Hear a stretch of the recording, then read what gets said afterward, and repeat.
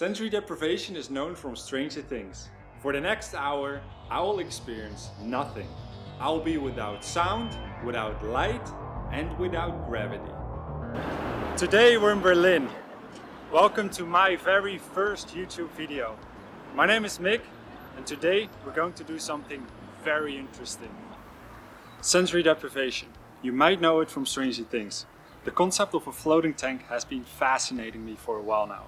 And today I'll share my experience of 1 hour with no sound, no light, and no gravity. A sensory deprivation chamber is filled with water and salt for objects to float. They make it completely dark and completely soundproof.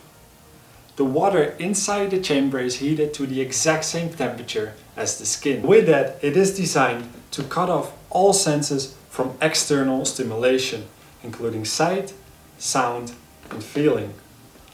As you float weightless in the silence and darkness, the brain is supposed to enter into a deeply relaxed state, with even chances of hallucination. The tank gets filled to a foot of water at body temperature, and in that water is 2,000 pounds of Epsom salt. You lay down in the water and float, while the tank slowly closes its lid. It took like 10-15 minutes, maybe 20 minutes tops, to really get comfortable just laying there and floating. After 5 minutes, the light slowly dims and the tank gets completely dark. And then second phase, just like really be welcomed in the warm water, really feel, try to let go of everything, try to free the mind. And then the third stage is like even after the float, where you really need like the relaxation, sit down, have a tea. The first tank was designed in 1954 by John Lilly, an American neuroscientist. He designed the tank to study the origins of consciousness by cutting off all external stimuli. Sensory deprivation tank therapy is said to produce several effects on the brain, ranging from improved quality of sleep to decreased levels of stress. We're now at the last 5 minutes of the float. After 1 hour. It's been a really interesting experience, let's say. The first 5 minutes was so odd to just float. Just lay back, you had the feeling that you were going to fall behind the entire time. Just waiting until you hit something. But then never something came, you're just floating. And then it becomes completely dark. Like even if you open your eyes, like I was floating with my eyes closed. Even if you open your eyes, it's completely dark. Yeah, that was something really interesting. But mostly the lack of gravitation is just so odd.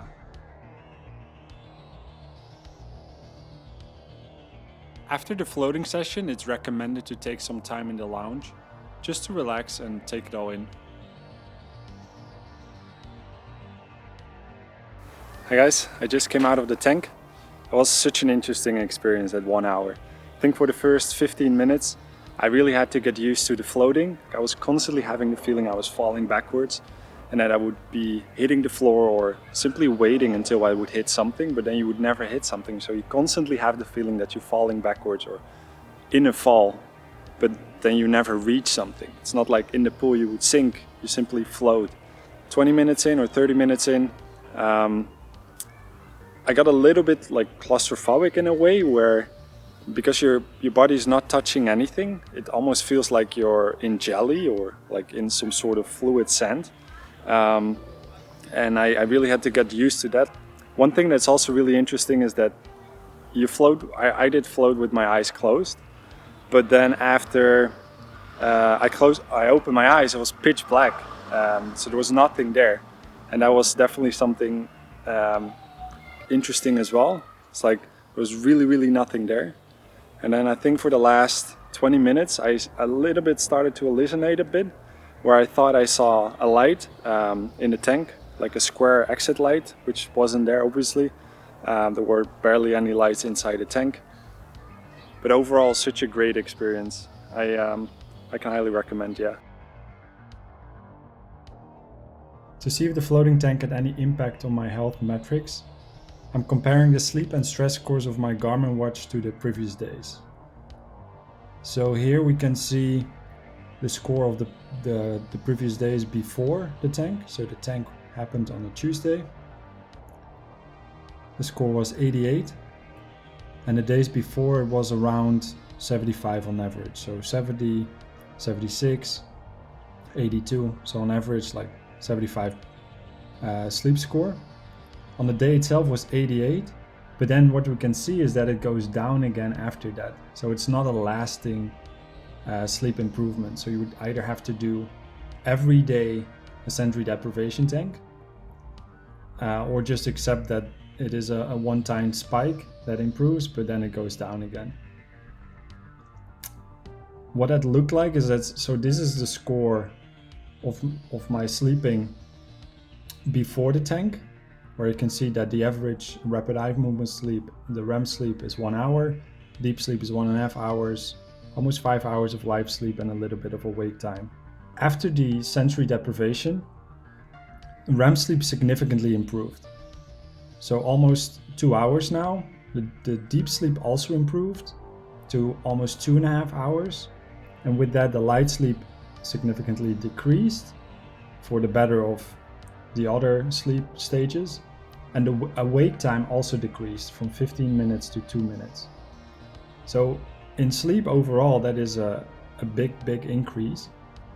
If you look at stress levels, again, on a Tuesday, stress 25, before that was 24, 28, 35. The day after was 31, 25. So there's no major stress indicators that the sensory deprivation tank has benefits over, but it's primarily on the sleep scores, where we can see this big spike in the sleep score to an 88 score.